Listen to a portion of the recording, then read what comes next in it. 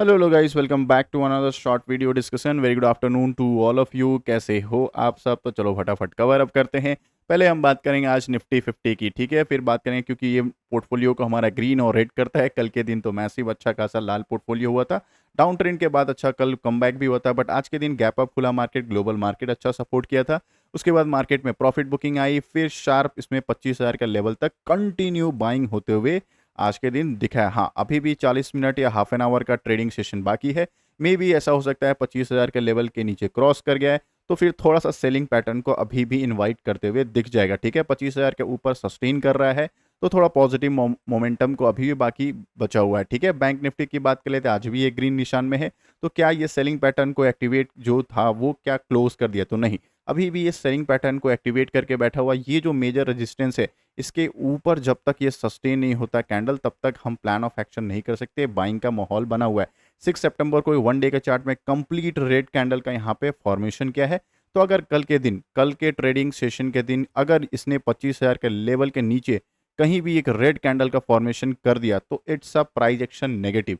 क्यों नेगेटिव हो जाएगा? क्योंकि प्राइस एक्शन हुआ, सेलिंग में आई, पुल बैक लिया, फिर कंटिन्यू कर गया सेलिंग को लेकर। तो इस तरह का भी प्राइस एक्शन बन सकता है कल।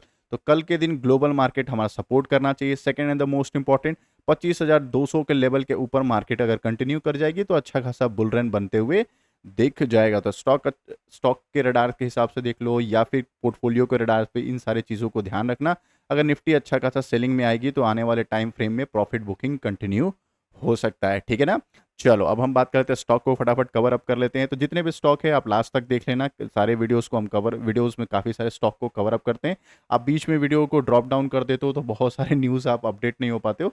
आप लास्ट तक देख लेना, और जो भी आपके कमेंट्स हैं, कोई स्टॉक अगर आप होल्ड कर रहे हो या आपकी बाइंग प्राइस क्या है, आप चाहो तो शेयर कर सकते हो, या कोई फीडबैक हो या फिर आप कोई स्टॉक के रिगार्डिंग पूछना चाहते हो, कमेंट कर सकते हो। मैं आपको रिप्लाई बैक करते हुए मिल जाऊंगा। टाटा पावर की बात कर ले, आज के दिन ग्रीन ग्रीन था, हालांकि कल के दिन ही न्यूज़ कवर अप किया था। दो पॉजिटिव न्यूज़ को सर्कुलेट किया था कि लास्ट को 10 o'clock के आसपास जो वीडियो पब्लिश किया था कि टाटा पावर का एक और जो है सोलर सेल का प्रोडक्शन जो है स्टार्ट हो चुका है। तो आने वाले टाइम में जो टाटा पावर है वो रॉकेट बनते हुए दिख जाए। उनका एक और मैन्युफैक्चरिंग यूनिट थी जो तमिलनाडु में स्टार्ट हो चुका है, सिंगल लोकेशन सोलर सेल या मॉड्यूल प्लांट बनाने का।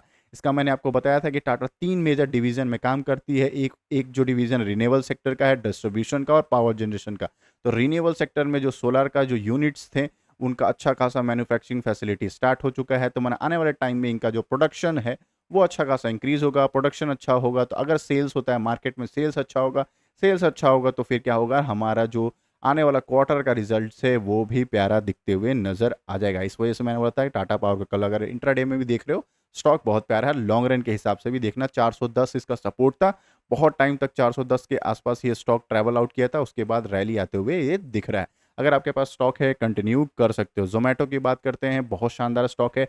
340 इसका टारगेट प्रिडिक्ट करके बैठी हुई है मार्केट। अगर आपके पास स्टॉक है कंटिन्यू करना, कोई दिक्कत अभी तक नेगेटिव न्यूज़ आते हुए इस स्टॉक में नज़र नहीं आ रहा है। आज के दिन बात करें, अच्छा खासा वॉल्यूम में ये स्टॉक ट्रेड हो रहा है। अगर आप कंसीडर करोगे 53% के आसपास वॉल्यूम ट्रेड हुआ है। अच्छा खासा लगभग लगभग 6 लाख के आसपास वॉल्यूम जो है ट्रेड हुआ है, और डिलीवरीज जो उठाए हुए हैं 53 लाख के आसपास उठाए हुए हैं। 53% के आसपास डिलीवरी उठा हुआ है, और लगभग लगभग वॉल्यूम जो ट्रेड हुआ है 590, मतलब 6 लाख करोड़ के आसपास वॉल्यूम में इसका अच्छा खासा ट्रेड हुआ है।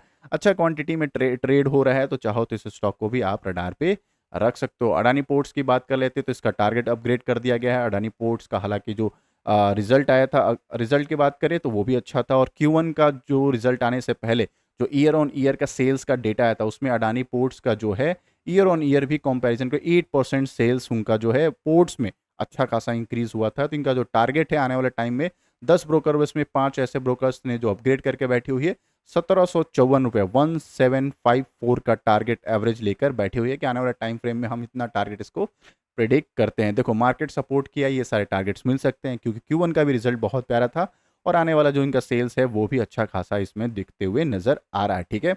आई होप अभी तक एंजॉय किए हुए लाइक एंड सब्सक्राइब कर देना। सब्सक्राइब कर रहे हो तो बेल आइकन को और जरूर क्लिक कर देना। जियोफिन की बात कर लेते हैं, यस, इस स्टॉक को हम लोग दो मेजर कारणों के मतलब दो मेजर चीज़ों की वजह से रडार पर रखे थे। एक तो ज्वाइंट वेंचर का जो पॉजिटिव पॉजिटिव न्यूज़ था, आज के दिन ग्रीन में दिख रहा है। सेकंड इसमें था स्विंग ट्रेड भी इस स्टॉक में जो है एक्टिवेट होते हुए नजर आ रहा है। अगर इस स्टॉक को कोई देख रहा है तो लॉन्ग रन के प्रोस्पेक्टिव से प्लान कर सकते हो, या स्विंग ट्रेड का अगर माइंडसेट है तो भी आप प्लान ऑफ एक्शन में रख सकते हो। तो सिंगापुर का ब्लैक रॉक जो है बहुत बड़ा, आपको पता है वर्ल्ड का सबसे बड़ा इन्वेस्टर्स है, उसमें उन्हें सिंगापुर और जियो फाइनेंशियल सर्विस में इनवाइट एडवाइजरी में जॉइंट वेंचर करते हुए लगभग 3 करोड़ के आसपास उनका प्लान ऑफ सब्सक्रिप्शन का प्लान ऑफ एक्शन को उन्होंने रखा है। मतलब पॉजिटिव न्यूज़ है, इसको बस सिंपल समझो, पॉजिटिव न्यूज़ है। आने वाले टाइम फ्रेम में बहुत बड़े बड़े इनका जो जॉइंट वेंचर्स होगा, आने वाले जो अलग अलग ब्रोकरेज में, अलग अलग फॉर्म्स में ये भी अपने बिजनेस को एक्सपैंड करेंगे, तो इस स्टॉक को रडार पे ज़रूर रखना। आने वाले टाइम फ्रेम में आपको मल्टी बैगर स्टॉक बना सकता है। पेशेंस चाहिए, स्टॉक मार्केट में टिकना है, आपको इन्वेस्टिंग का माइंडसेट है तो पेशेंसली आप स्टॉक को होल्ड करते रहना। एचएल की बात करें, कल के दिन ऑर्डर बुक इनका स्ट्रांग होते हुए नजर आया था इनको, और ऑफिशियली जो ऑर्डर बुक उनको मिलते हुए 26,000 करोड़ का मिला था, आज ग्रीन निशानों में दिख रहा है। अच्छा खासा स्टॉक है, मल्टीपल टाइम बोल चुका हूँ ये स्टॉक को मोनोपोली स्टॉक है, आराम से बैठे रहो भाई, बैठोगे बाई कियो हो, होल्ड करना, प्रॉफिट होगा। ये स्टॉक को मैं बोला, एमडीएल को भी आप रडार पे रख सकते हो, बहुत प्यारा स्टॉक है, उसको भी आप चाहो तो रख सकते हो। भारत इलेक्ट्रॉनिक्स को रडार पे रख सकते हो। हाँ, अभी जो आपका माइंडसेट बना हुआ है, जैसे कि लास्ट 2 या 3 मंथ में अगर आप देखोगे, या लास्ट 6 मंथ्स में देखोगे, एचएल जो है रॉकेट की तरह आपको 70% 80% का रिटर्न दिया था। टॉप लेवल में प्रॉफिट बुकिंग है। जितने भी डिफेंस सेक्टर के जितने भी स्टॉक है, वो लास्ट 40 डेज में आप देखोगे शार्पली प्रॉफिट बुकिंग आया था। तो अभी जो माइंडसेट है, या तो ये कूल डाउन में चले गए हैं या फिर कंसोलिडेशन फेज में है। जब भी इनका शार्प ब्रेकआउट होगा तो अच्छा खासा इसमें भी बाइंग मोमेंटम को कंटिन्यू करेंगे। स्टॉक बुरे नहीं है, चाहो तो रडार पे रख सकते हो। इनका ऑर्डर बुक लगभग 1,20,000 करोड़ के आसपास पहुंचने वाला है, इस चीज़ का ध्यान रखना।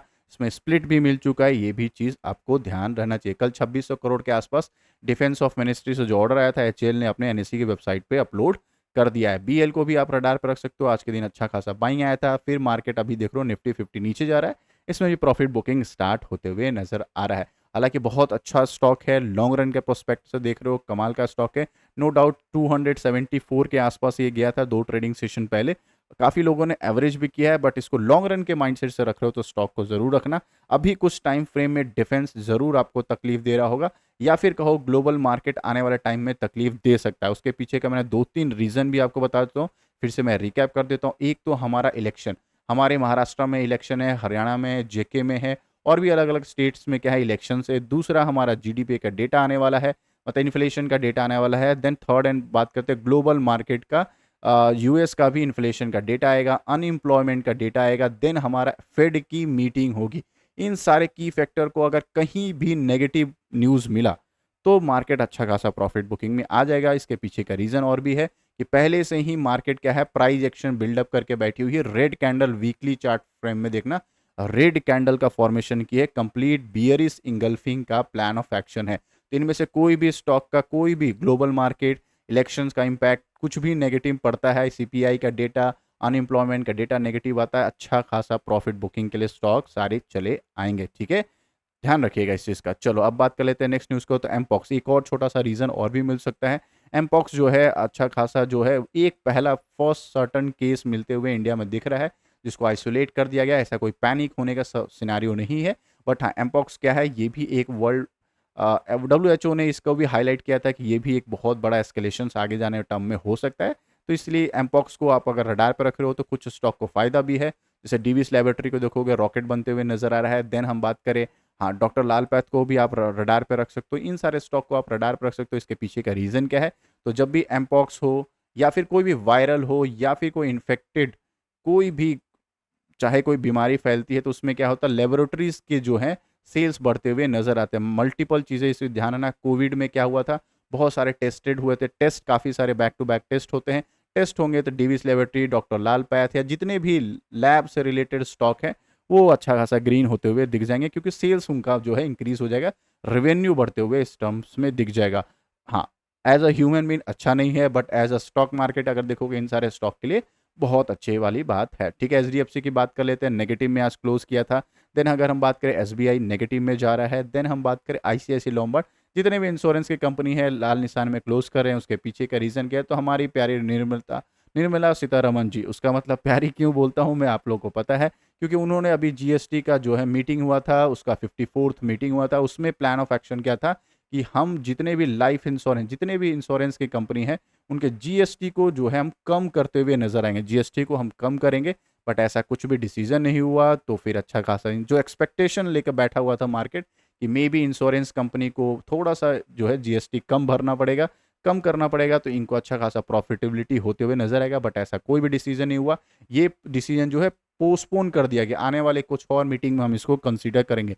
कैंसिल नहीं किया गया, पोस्टपोन कर दिया गया है, ठीक है। तो इस वजह से इन सारे स्टॉक को नेगेटिव इंपैक्ट पड़ते हुए दिख जाएगा। एसबीआई लाइफ को बात करें, एचडीएफसी लाइफ की बात करें, ये सारे डिक्लाइन होते हुए दिख जाएंगे। तो एक्सपेक्टेशन क्या था 54th काउंसलिंग में, क्यों एंटिसिपेट लगा के बैठी हुई थी कि उनको सीनियर सिटीजन या फिर अच्छे खासे जो गुड जीएसटी का जो है वो टैक्सेस में हेल्थ इंश्योरेंस को लेकर प्रीमियम में टैक्स एजम्पशंस मिलते हुए मिलेगा। एजम्पशन मतलब क्या, कम होते हुए मिलेगा। ऐसा कुछ नहीं हुआ, बस उन्होंने एक दो चीज़ों को हाईलाइट कर दिया। एक ड्रग्स, मतलब कैंसर के जितने भी ड्रग्स दवा हैं उनमें टैक्सेस कम किए। फिर हमारा जो चाय के साथ जो नाश्ता चलता है भुजिया, भुजिया के लिए भी उन्होंने टैक्सेस को कम कर दिया है। कल के दिन भी ये न्यूज़ बोला था कि भाई भुजिया का दाम कम हो चुका है, तो कुछ स्टॉक को आप रडार पर रख लेना, जिसमें मैंने बोला था बीका जी को आप रडार पर रख लेना। तो ये आज के दिन ग्रीन ग्रीन होते हुए नजर आ रहा है। गैप अप खुला था, उसके बाद प्रॉफिट बुकिंग हुई है। स्टॉक लॉन्ग रन में अच्छा है, अच्छा खासा फंडामेंटल है, चाहो तो इस स्टॉक को भी रडार पर रख सकते हो। हालांकि लास्ट 1 ईयर में देखोगे फ्लैट था, फिर अच्छा खासा इसमें बाइंग आई है। इस स्टॉक को रडार पर रख सकते हो। जीएसटी कम होने से बहुत लोग पूछते हैं सर फायदा क्या होता है, टैक्स कम करोगे तो फायदा क्या हुआ। देखो, आप कोई भी रिजल्ट देखते हो तो उसमें क्या देखते हो, रेवेन्यू देखते हो, फिर क्या देखते हो, एक्सपेंस देखते हो, फिर क्या देखते हो, प्रॉफिट बिफोर टैक्स, यही देखते हो। उसके बाद एक आता है प्रॉफिट फॉर द ईयर आता है, ठीक है, या फिर पीएटी कहते हैं, प्रॉफिट आफ्टर टैक्स। ये सेल्स अच्छा है, एक्सपेंस चलो अच्छा है, ये पीबीटी निकलता है, ये टैक्स देने से पहले निकलता है। अगर टैक्स कम हो जाएगा तो प्रॉफिट आफ्टर जो टैक्स का जो है वो ईपीएस स्ट्रांग होते हुए नजर आ जाएगा। टैक्स कम देना पड़ेगा तो पीएटी जो है प्रॉफिट आफ्टर टैक्स वो भी अच्छा खासा दिखेगा। इस वजह से इनका क्वार्टर एंड क्वार्टर रिजल्ट अच्छे हो जाएगा। तो रिजल्ट आप कुछ भी कमाते हो उस पर टैक्स अगर आपको कम देना पड़ेगा तो आपके पास फ्लो रहेगा, इनफ्लो बहुत अच्छा पैसा रहेगा, तो लॉन्ग रन में आपको अच्छा खासा आपको रिटर्न बनते हुए स्टॉक में दिख जाएगा। ठीक है, चलो आई होप एनालिसिस अच्छे लग रहे हो तो लाइक एंड सब्सक्राइब कर देना। सब्सक्राइब कर रहे हो तो बेल आइकन को और जरूर क्लिक कर देना। लाइव मार्केट में मुझसे जुड़ना चाहते हो तो ज्वाइन कर लेना। सेकंड द मोस्ट इंपॉर्टेंट, बहुत सारे स्टॉक का पब्लिश किया है, अगर आप कोई स्टॉक का रिव्यू चाहते हो कमेंट जरूर कर देना। मैं पोस्ट कर चुका हूं, उस पर कमेंट कर देना, मैं उन सारे स्टॉक का रिव्यू करते हुए आपको दिख जाऊंगा। ठीक है, मिलते हैं एक और वीडियो में, तब तक के लिए बाय बाय।